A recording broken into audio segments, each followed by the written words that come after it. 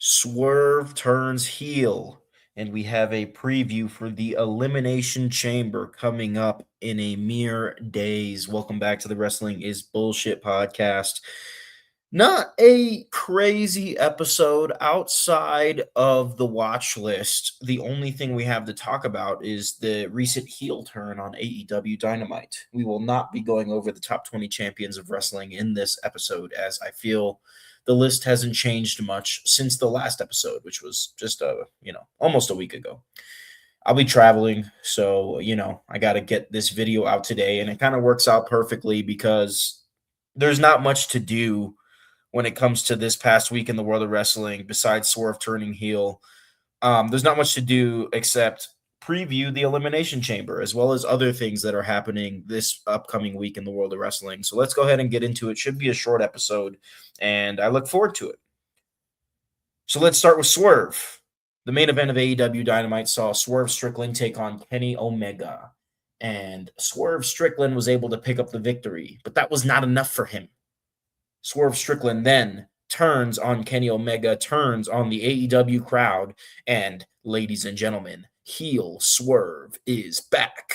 I'm very excited for heel Swerve. It's one of those guys where Swerve, it's one of those things, right? Like Swerve is very much like Seth Rollins to me personally, where I enjoy seeing them as a heel. They can do the babyface, don't get me wrong. Don't get me wrong. They can do the babyface. But Swerve is just a natural born heel. He's talented. He's got the look. He's got, the best stories with Swerve outside of him winning the AEW World Championship were him being a heel. And I would say the same for Seth Rollins, right? This is a huge win for AEW. I feel like AEW needs a heel like that outside of MJF, who is currently the world champion. I think Swerve has done enough as a babyface, right? He's kind of faced everyone, and now he can go and be a heel, and it makes 2026 interesting for AEW. Is Swerve going to be in the main event of All In? Is Swerve going to have another match with Hangman this year? It's a lot going on, right? I really didn't see them turning Swerve heel so quickly. I thought if they were to do it this year, they would have done it in the second half of this year. But I am glad they did it, man. This is fresh, and this is a great start. You got to love a good heel turn, especially when it's one of your favorites. I enjoy cheering for the heel in the world of pro wrestling, right? It's 2026. Let's get real here. All right. Yes, Swerve is heel. Now let's get into the watch list, okay? Quite a bit of stuff here for us. Quite a bit of stuff. Not only do we have the Elimination Chamber on Saturday, February 28th, but NXT's packing a big show, and we got two notable shows to talk about this Friday, okay? So let's go. A total of 4 shows, and honestly, I'm excited for all of them, okay? Or most of them, I should say. All right. Let's start with NXT. 4 title matches on NXT this week, all right? All Ego Ethan Page defends the North American Championship against Miles Bourne. Very well may see a title change there. I think it's time to put the North American Championship on Miles Bourne, but, if they don't, All Ego's been having one of the coolest North American Championship reigns of all time, if not the coolest, so I'm down to have him retain. We have Jasper Troy taking on Elio LaFleur and Eli Knight for defending the Speed Championship in a triple threat match, okay? JC Jane taking on Sol Ruka with the NXT Women's Championship on the line. Team Sol Ruka all day. Let's get it. And then we have Dark State defending the NXT Tag Team Championship against Vanity Project. It's about time, man. You take Dark State, who was one of the most entertaining tag teams of the first half of 2025. They still have those NXT tag team titles. They just don't defend them anymore. It's really not their fault. Maybe they've run through the roster. Maybe they've run through NXT's tag team roster, and maybe it's, just how it has to be. That's all right. Okay, Friday we have 2 shows before we preview the Elimination Chamber. The first one to note is SmackDown, of course. SmackDown will see Rhea Ripley and Io Sky defend the Women's Tag Team Championship of WWE against the Irresistible Forces. That's Nia Jax and Lash Legend. Rio versus Irresistible Forces for those Women's Tag Team titles on SmackDown. Some of my favorite belts in wrestling right now. Pretty excited for that, let me tell you. But it's that match itself is going to compete for my attention with New Japan Pro Wrestling's New Beginning USA, the first United States show that New Japan Pro Wrestling is putting on in 2026. This has got a stacked card too, my brother. This has got a stacked card. We got Tomohiro Ishii defending the Strong Openweight Championship against Oleg Boltin. We have Ricochet defending the AEW National Championship against Taiji Ishimori. We have El Fantasmo defending the New Japan Pro Wrestling World Television Championship against Konosuke Takeshita. We have the Knockout Brothers defending the IWGP Tag Team Championship against Goa. We have Shuri defending the IWGP Women's Championship against Athena. Hell yeah. And in the main event, we have Yota Tsuji defending the IWGP Global Heavyweight Championship against Andrade El Idolo. The first defense of the IWGP Global Heavyweight Championship since Yota Tsuji has recently won the IWGP World Heavyweight Championship. He's a double champion of New Japan. He's the champion of New Japan right now. So it's kind of interesting, right? Because he has defended the IWGP World Championship a couple times since Wrestle Kingdom, since he's won it. But this is his first time defending the Global Heavyweight Championship since then. And it's, in the United States. I wonder if the IWGP Global Heavyweight Championship is, in fact, going to be for the American audience, and the IWGP World Championship will be for New Japan. That would make sense. That would make a lot of sense. Okay.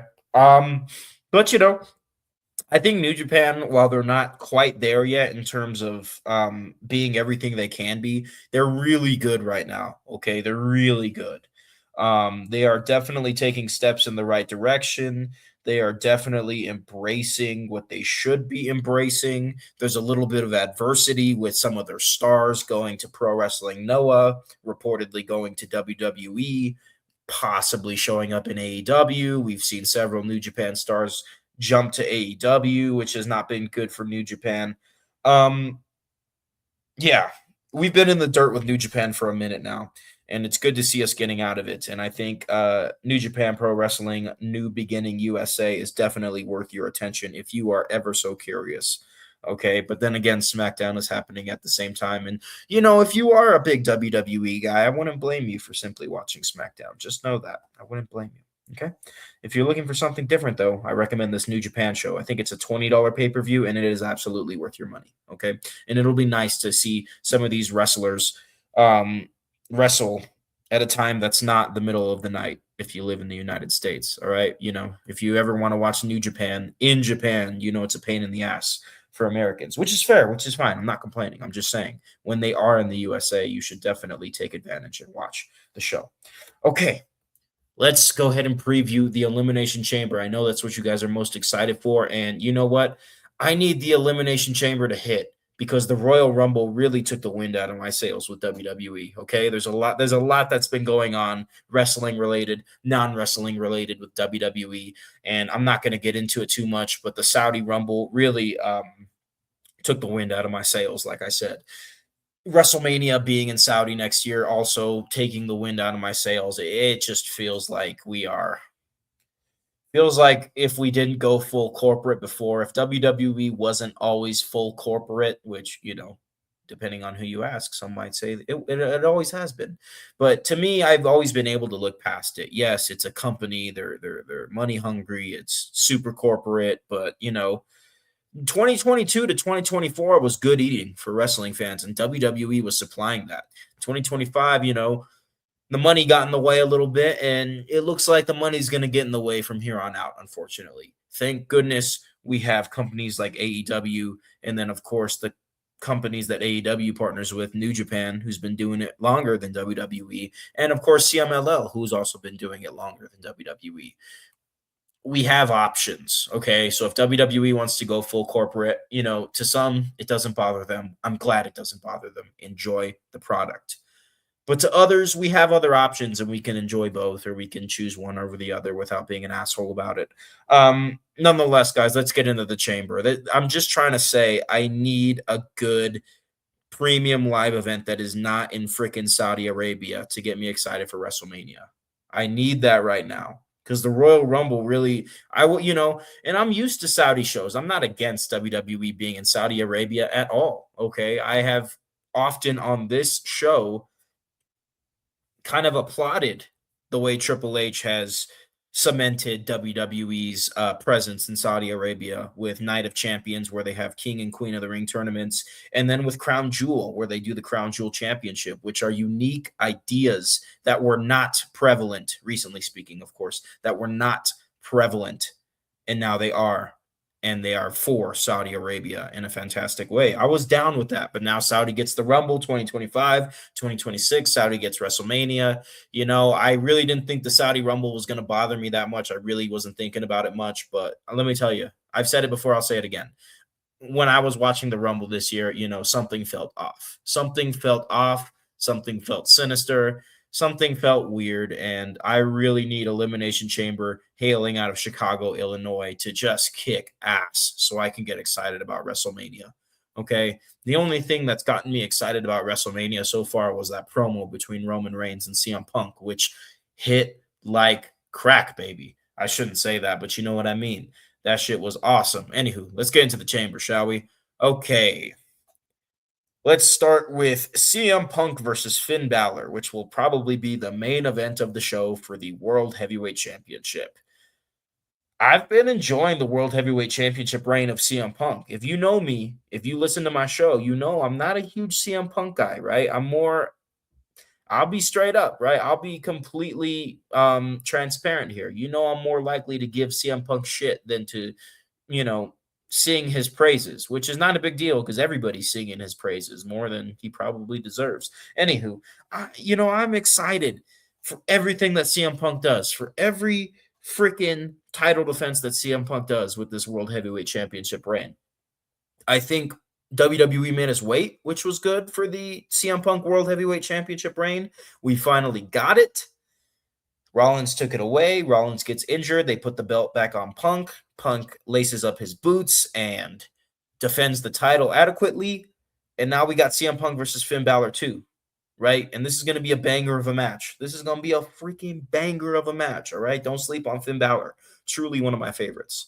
Okay, and then we also have Becky Lynch defending the Women's Intercontinental Championship against AJ Lee, a very highly anticipated match that we've been waiting for. This is probably going to be one of two, if not one of three. I could see this match running it back at WrestleMania. It'll be a treat to see Becky Lynch step in the ring with AJ Lee for the first time since AJ Lee's return.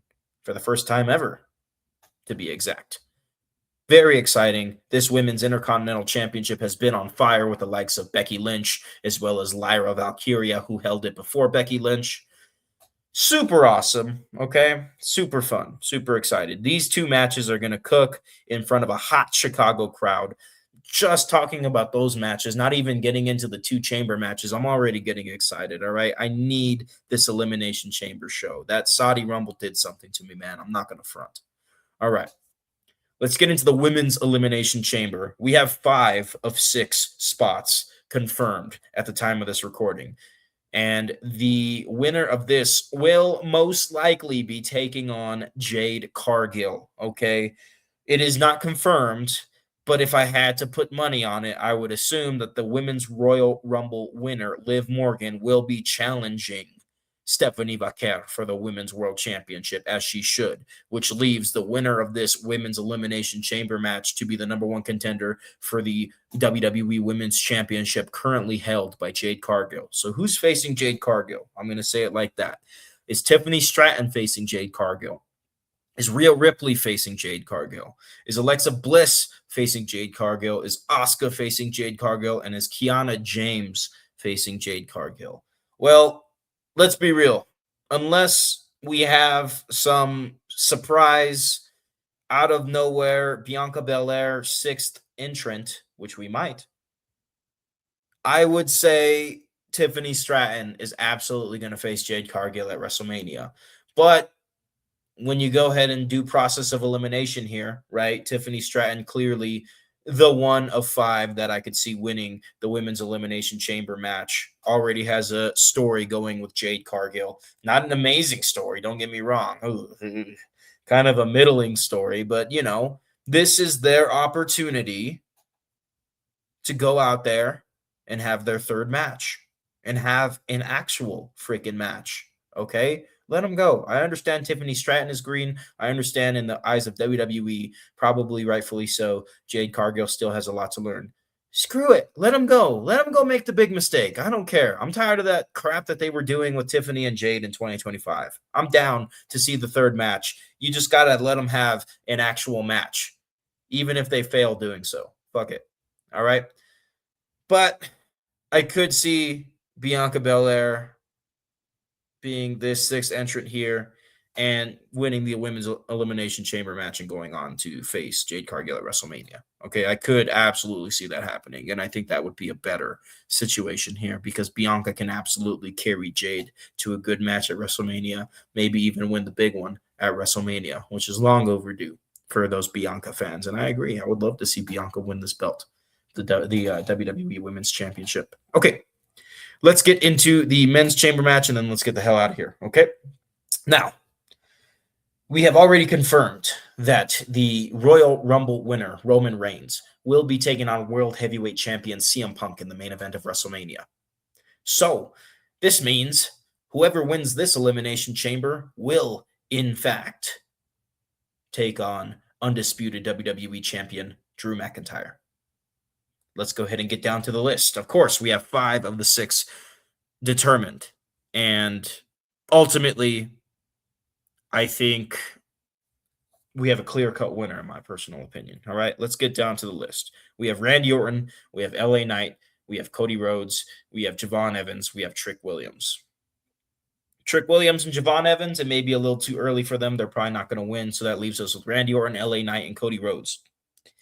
As cool as it would be to see LA Knight win this thing, I don't know what it is, man. It's LA Knight is the modern day like freaking Zack Ryder, where he got over on his own and creative despises him for it. Let's be real. Now they have a spot for him. They always feature LA Knight in a prominent spot. It's just not ever pertaining to the undisputed title or the world heavyweight title, which is whatever. You know, they got their plans. They do their thing. I'm not too mad about it, but I'm going to acknowledge that it's a thing. Okay, so we're going to scratch LA Knight off the list. So Randy Orton and Cody Rhodes are left. And obviously the story is baked in for Cody Rhodes and Randy Orton. But I don't see Cody Rhodes versus Randy Orton happening at WrestleMania. I do see Cody Rhodes winning this Elimination Chamber, okay? That is my pick. That is my pick. And I don't think a 6-member is going to change that the way that a 6-member announced or determined will change the women's chamber prediction of mine. But I do see Cody winning this, and then I do see, in a way, them getting Jacob Fatu in this undisputed WWE title match. All right? I do see that happening. I do see a triple threat between LA Knight. I mean, not LA Knight. Sorry. I do see a triple threat where Drew defends the title against Cody Rhodes and Jacob Fatu in a triple threat. Right? Because obviously Drew is the heel. We've already established last year that the Vegas crowd does not like Cody Rhodes, which is cool. And Jacob Fatu is absolutely the most over guy that you can go with on this WrestleMania Vegas card here for this year. So that triple threat will be good. You already have the one-on-one main event between CM Punk and Roman Reigns that will close out the show. At least it should. And then you go ahead and have this triple threat between Drew McIntyre, Jacob Fatu, and Cody Rhodes, which they have been clearly building to. I'm very excited for this, man. I'm very excited. I'm cool with Cody winning the chamber. All right. You know, I understand he's in a bit of a Super Cena situation these days, but he deserves it. This is how WWE knows how to book stars. They have their Super Cena, which is now Cody Rhodes, right? They have their snarly heel, which Drew McIntyre is right now with the belt. And then they have their underdog, their Jeff Hardy guy, which Jacob Fatu clearly is right now. And all 3 of these guys are going to be featured in a triple threat for the undisputed WWE title. All right. That's about it, guys. I need this chamber match to hit. I'm excited. I need this chamber show to hit, I should say. And I'm sure it will. I don't doubt WWE. They're going to get us excited for WrestleMania with this show, which is good because I'm not very excited for WrestleMania right now. All right, we are on WWE's roller coaster right now, and we have to accept that. That's just how it goes, being a fan. And you got to be open minded, right? You got to be open minded. You can't get all naive like most fans in this community. You can't. It's silly. It's a waste of time. Okay, let them bore you for a second. I hate to say it. Let them be mid and then let them excite you. Because when they do excite you, it is beautiful. When you do get a Roman Reigns and CM Punk promo that confirms they're having a match at WrestleMania, probably the match at WrestleMania, it is exciting AF. All right. Very excited for the chamber. Very excited for New Japan's first show in the United States in the year of 2026, New Beginning USA. Going to be a great freaking show. Busy week this week, right? 3 out of the 4 weeks for this podcast, I'm always saying busy week. We had a slow week this week, which low key was much needed, right? And now we're refreshed, ready for New Japan's first USA show of 2026 and ready for the Elimination Chamber, the last premium live event before WrestleMania. All right. That's all I got for you guys. Hopefully, we'll have all the bells and whistles in the next episode regarding a little bit more news, and we'll get to go over the top 20 champions of wrestling. But, it didn't fall in the cards for this episode. But we had a good time. We had a nice 20 minutes. We had a nice conversation, and it was a great time. All right. I got to go. I got some traveling to do. Be good, be happy, be safe. Peace out.